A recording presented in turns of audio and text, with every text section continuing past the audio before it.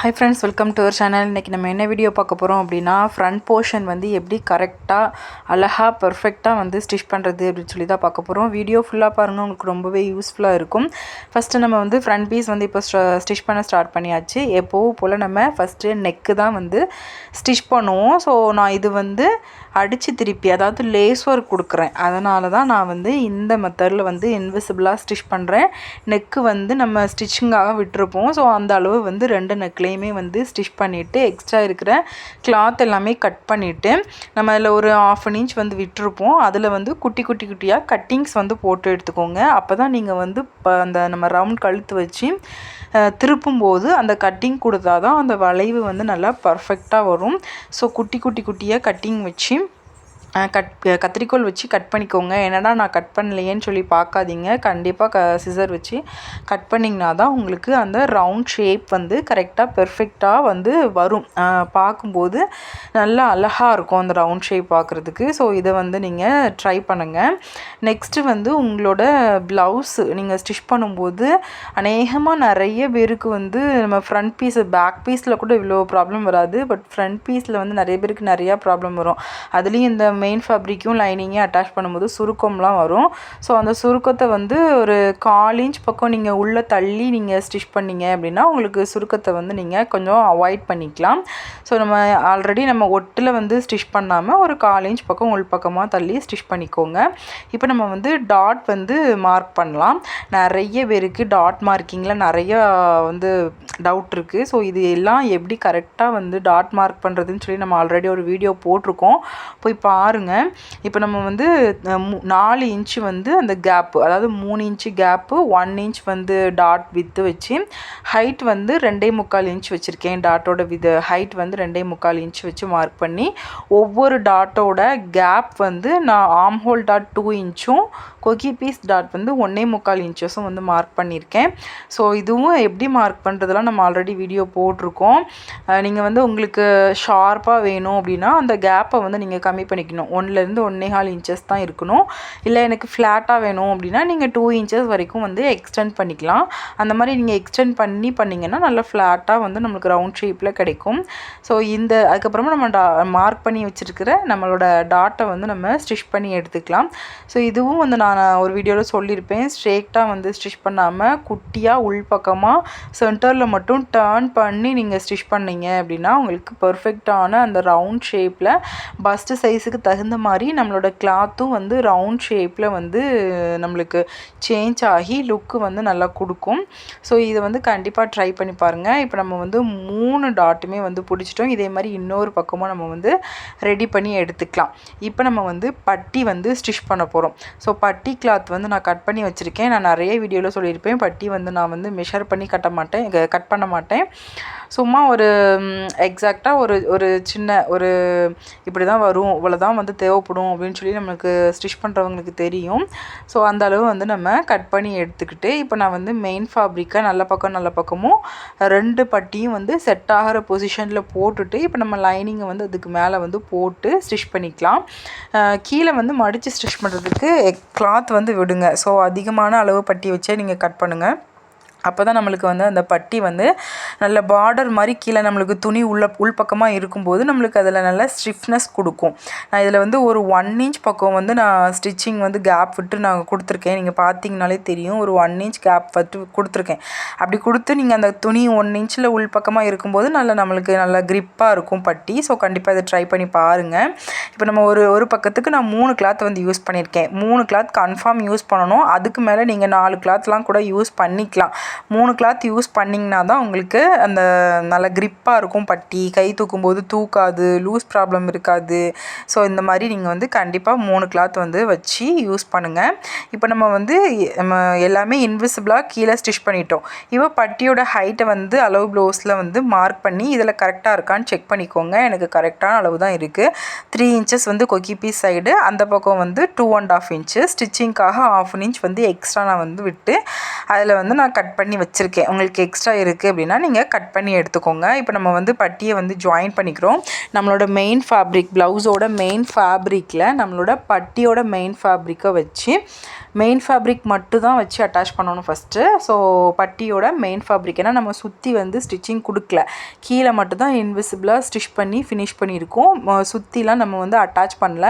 அந்த மெயின் ஃபேப்ரிக்கை மட்டும் நம்மளோட ப்ளவுஸ் பீஸில் வச்சு ஸ்டிச் பண்ணி எடுத்துக்கோங்க. நான் ராங் சைடு வந்து உள்பக்கமாக இருக்கிற மாதிரி பட்டி பீஸில் வந்து ஸ்டிச் பண்ணிவிட்டு, இப்போ நீங்கள் ஒரு இதை நம்ம இப்போ அட்டாச் பண்ணிட்டோம். இப்போ எப்படி இருக்குது பாருங்கள், ஃப்ரண்ட் சைடில் நல்லா இன்விசிபிளாக இருக்கும். இப்போ நம்ம உள்பக்கமும் வந்து இன்விசிபிளாக வந்து ஸ்டிச் பண்ண போகிறோம். ஸோ இது வந்து ஒரு மெத்தடு. நீங்கள் இந்த மாதிரி ரொட்டேட் பண்ணி கிளாத்தை ரொட்டேட் பண்ணி நம்மளோட லைனிங் பக்கத்தை எடுத்துட்டு நம்ம அது உள்பக்கமாக வந்து ஸ்டிச்சிங் பண்ண இடம் இருக்கும். நம்ம ஆல்ரெடி ஸ்டிச் பண்ண இடம் இருக்கும், நீங்கள் பார்த்தீங்கன்னா தெரியும்.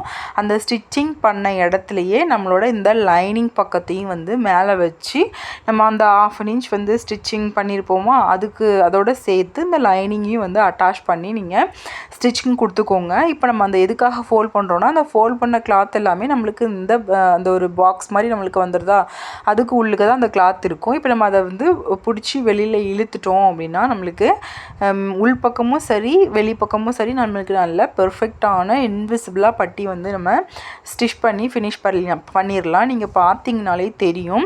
இப்போ நம்ம வந்து எக்ஸ்ட்ரா இருக்க கிளாத்தெல்லாம் கட் பண்ணிக்கலாம். உங்களுக்கு இதில் ஒரு படிமான தையல் போடணும் அப்படின்னா கண்டிப்பாக படிமான தையல் வந்து போட்டு எடுத்துக்கலாம். இல்லை எனக்கு படிமான தையல் வேண்டாம், எனக்கு ஸ்டிச்சிங் இல்லாமல் இப்படி தான் இருக்கணும் அப்படின்னு நினச்சிங்கனாலும் ஒரு பிரச்சனையும் இல்லை. ஏன்னா நம்ம வந்து இன்விசிபிளாக ஸ்டிச் பண்ணிட்டோம். ஸோ எந்த ஒரு அளவுகள் எதுவுமே மாறாமல் அதே மாதிரி தான் இருக்கும். அதுக்கப்புறமா இப்போ இன்னொரு மெத்தடு ஒன்று இருக்குது. நீங்கள் வந்து இதே மெத்தடில் இன்னொரு டைப்பில் நீங்கள் வந்து பட்டி இன்விசிபிளாக வந்து ஸ்டிச் பண்ணலாம். அதை இப்போ நம்ம எப்படி ஸ்டிச் பண்ணுறதுன்னு சொல்லி பார்க்கலாம். அதே மெத்தடில் தான் நம்மளோட மெயின் ஃபேப்ரிக்கையும் வச்சு ஸ்டிச் பண்ணணும் ஃபஸ்ட்டு. ஸோ இதை வந்து ஃபஸ்ட்டு ஸ்டிச் பண்ணி எடுத்துக்கோங்க. நம்மளோட ப்ளவுஸோட மெயின் ஃபேப்ரிக் ப்ளவுஸோட மேலே நல்ல பக்கத்துக்கு மேலே நம்மளோட பட்டி பீஸோட நல்ல பக்கம் உள்பக்கமாக இருக்கிற மாதிரி மெயின் ஃபேப்ரிக் மட்டும் வச்சு ஸ்டிச்சிங் வந்து 1/2 இன்ச்சில் வந்து கொடுத்து எடுத்துக்கிட்டோம். இப்போ பாருங்கள், நம்ம கொடுத்து எடுத்தாச்சு. இப்போ நம்ம திருப்பும்போது லைனிங் வந்து உள்பக்கமாக போயிடுச்சா. அந்த மெத்தடை விட இது வந்து ரொம்பவே ஈஸியான மெத்தடாக இருக்கும். நீங்கள் பார்த்தீங்கன்னா தெரியும். இப்போ நம்ம அந்த எக்ஸ்ட்ரா ஃபேப்ரிக் இருக்கும்ல 1/2 இன்ச்சு, அதை அப்படியே நம்ம உள்பக்கமாக ஃபோல்ட் பண்ணி அந்த எட்ஜஸில் வந்து ஒரு குட்டியாக ஒரு ஸ்டிச்சிங் வந்து கொடுத்து எடுத்துக்கோங்க. கரெக்டாக நம்ம ஆல்ரெடி நம்ம கீழே போட்டிருக்க தையல் வந்து நம்மளுக்கு மேலே தெரியும். ஸோ அந்த லைனிங் ஃபேப்ரிக்கை உள்பக்கமாக ஃபோல்ட் பண்ணி கரெக்டாக அந்த ஸ்டிச்சிங்க்கு மேலே ஃபோல்ட் பண்ணி எட்ஜஸில் வந்து நீங்கள் ஸ்டிச்சிங் வந்து கொடுத்து எடுத்துட்டீங்க அப்படின்னா இதுவும் வந்து இன்விசிபிளாக நம்மளுக்கு கிடச்சிரும். அதை விட அது வந்து ஃபோல்ட் பண்ணி நம்ம உள்ளேருந்து கிளாத்தை எடுக்கணும். பட் இது வந்து நம்ம லைட்டாக லைனிங்கை மட்டும் நீங்கள் ஃபோல்ட் பண்ணி ஸ்டிச் பண்ணிக்கிட்டீங்க அப்படின்னா இதுவும் இன்விசிபிளாக உங்களுக்கு கிடைக்கும். ரொம்பவே ஈஸியான மெத்தடு. கண்டிப்பாக ட்ரை பண்ணி பாருங்கள். இப்போ எக்ஸ்ட்ரா இருக்க ஃபேப்ரிக் எல்லாமே நம்ம கட் பண்ணிக்கிட்டோம். படிமான தையல் உங்களுக்கு போடணும் அப்படின்னா நீங்கள் வந்து போட்டு எடுத்துக்கோங்க. ஏன்னா படிமான தையல் போட்டால் நம்மளுக்கு அந்த கிளாத் வந்து தூக்கிக்கிட்டு இருக்கிற மாதிரி இல்லாமல் நல்லா படிஞ்சு இருக்கும். ஸோ அதுக்காக தான் அது பேர் படிமான தையல். ஸோ உங்களுக்கு போடணும் அப்படின்னா நீங்கள் போட்டு எடுத்துக்கோங்க. அவ்வளோதான். நம்ம வந்து இப்போது பட்டி வந்து 2 இதுக்குமே ஃபினிஷ் பண்ணிட்டோம். உள்பக்கம் பாருங்கள், நம்ம ரெண்டுமே வந்து வேறு மெத்தடில் தான் பண்ணியிருக்கோம். ஆனால் ரெண்டுமே வந்து ஒரே மாதிரி தான் இருக்கும். நீட் அண்ட் ஃபினிஷிங் லுக்கு தான் கொடுக்கும். இப்போ இதை ஸ்டிச் பண்ணிவிட்டு உங்களுக்கு ஹைட் வந்து கரெக்டாக இருக்கா அப்படின்னு சொல்லி செக் பண்ணிக்கோங்க. கொக்கி பீஸ் வி பீஸ் நம்ம ஸ்டிச் பண்ணுவோம். அதுக்கு முன்னாடி இது கரெக்டாக இருக்கான்னு செக் பண்ணிக்கோங்க. கரெக்டாக இல்லை, ஹைட் டிஃப்ரென்ஸ் வருதுன்னா நீங்கள் அந்த சென்டர் டாட் பிடிச்சிருக்கீங்களே அதில் வந்து நீங்கள் எக்ஸ்ட்ரா பிடிச்சிங்கன்னா ஹைட் வந்து நம்மளுக்கு கரெக்ஷன் ஆகிடும். இப்போது கொக்கி பீஸு வி பீஸ் நம்ம ரெண்டுமே வந்து ஸ்டிச்சிங் வந்து பண்ணி எடுத்துக்கோங்க. ஃபஸ்ட்டு நான் வந்து கொக்கி பீஸ் வந்து ஸ்டிச் பண்ணி எடுத்துக்கிட்டேன். ஸோ நம்ம எப்போவும் போல் ஸ்டிச் பண்ணுற மாதிரி தான் ஸ்டிச்சிங் வந்து போட்டு எடுத்துக்கோங்க. கொக்கி பீஸு வி பீஸு எப்படி ஸ்டிச் பண்ணணும்னு சொல்லி நம்ம ஆல்ரெடி வீடியோ போட்டிருப்போம். வி பீஸ் வந்து கரெக்டாக அந்த வி நம்ம என்ன கேப்பில் போடணும் அப்படின்னா கரெக்டாக 1 இன்ச் கேப்பில் தான் போடணும்.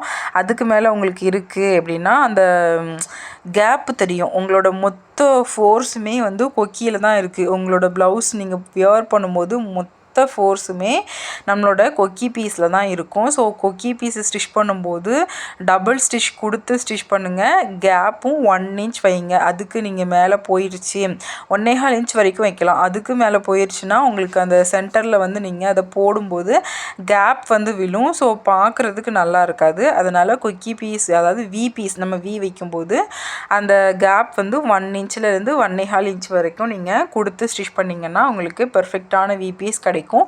டபுள் ஸ்டிச் கொடுத்து எடுத்துக்கோங்க. அப்போ தான் நம்மளுக்கு ரொம்ப நாள் வந்து தாங்கும் நம்மளோட வி பீஸு. அவ்வளோதான். நம்ம வந்து இப்போ எல்லாமே வந்து ஸ்டிச்சிங் வந்து பண்ணி முடிச்சிட்டோம். ஃப்ரண்ட் பீஸ் வந்து ஃபினிஷ் ஆகிடுச்சு. இதில் ஒரு லேஸ் ஒர்க் மட்டும் கொடுத்து ஃபினிஷ் பண்ணியிருக்கோம்.